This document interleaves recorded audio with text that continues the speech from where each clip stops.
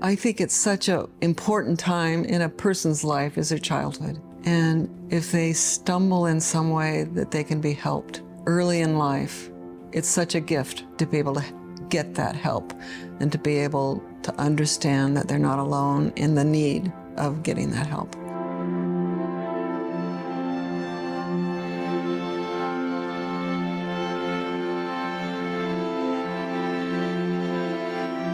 Mental health challenges in children, adolescents, and young adults are real, and they are widespread. But most importantly, they are treatable and preventable. The strategy around creating this building was wanting to be a beacon to the community, wanting to announce that intention of filling this gap in service and shining a light on mental health. This building was meant to be celebratory. It's probably no surprise that for a child who's really struggling with stress or mood, the experience of receiving care for that condition, especially in a secured and locked inpatient facility, can be pretty unsettling. And one of the things we wanted to do very carefully to offset that unsettling experience is to just make it a comfortable space. Good design does contribute to better health outcomes. The design of every floor was done with access to large open windows, natural sunlight, a lot of very vibrant colors, a lot of almost playful or whimsical design elements, as well as the fixtures and facilities, the furniture, the layout of the bedroom, the artwork that is part of the walls themselves throughout the patient care space was all done so that as they go through the treatment process, they don't even have to think about what their physical environment is like and how to navigate that space. It was so important to introduce not only the art of healing, but the healing of art.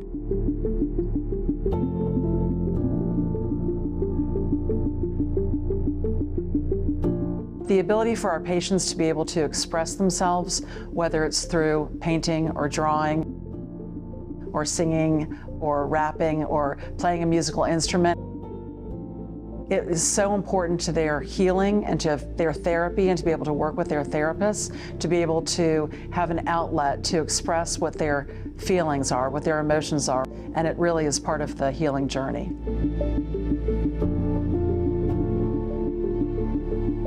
We actually commissioned art to come into this building.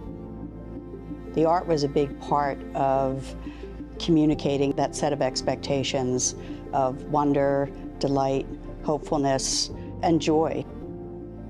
It was important for us to connect with artists who would connect with our mental health mission.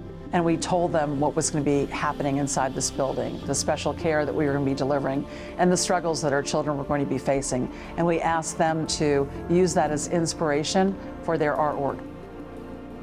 Children who have experienced some type of insult or injury in their lives and are feeling the emotional and psychological ramifications of that are not dissimilar to the insult and injury that an oyster receives from a grain of sand that gets turned into a bright pearl.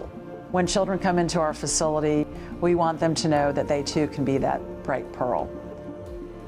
The piece behind me is really special. For us, it was really important to bring art up into the patient care environment because we think it brings tremendous peace and calm and reassurance and the beauty of art into our patient care areas. The 12 jewels are knowledge, wisdom, understanding, freedom, justice, equality, food, clothing, and shelter, as well as love, peace, and happiness. I think that art in a healing space is very important. My mother worked in hospitals my whole life, so I sort of grew up in hospitals. I would say that the 12 jewels clearly tie into mental health, starting with knowledge, the use of the mind, but also ending with love, peace, and happiness. Those are some of the successes of mental health. CHKD adopted a new mission statement this past year, which is health, healing, and hope for all children. What I wanted to do was for visitors to be able to read the whole text, but then for the text to flip both positive and negative so that possibly viewers could experience each word as what its meaning is separate from the whole. I think it's really important to have art in a healing space because you want to really create an environment that's engaging, that's dynamic, that's active. I think that one of the things that's so wonderful about art is that it can both transport you to a different place, but it can also locate you to where you are, which is an important part of any healing process.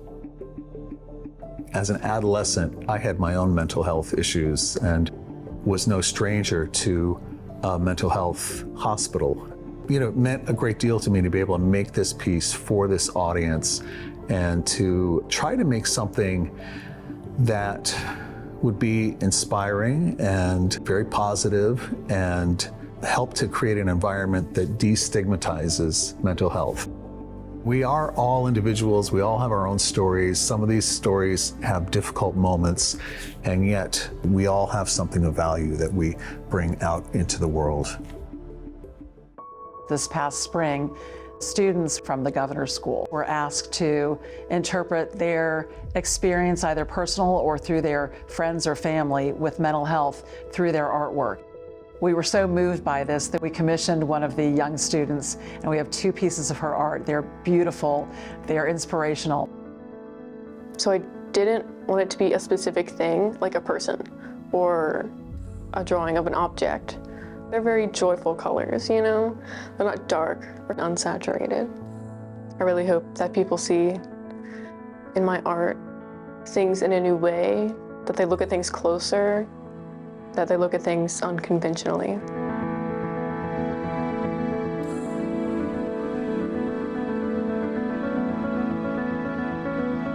You know, art is such a healing thing to engage with. It's a human thing, I think. It's so wonderful for kids, parents to understand that and to see that.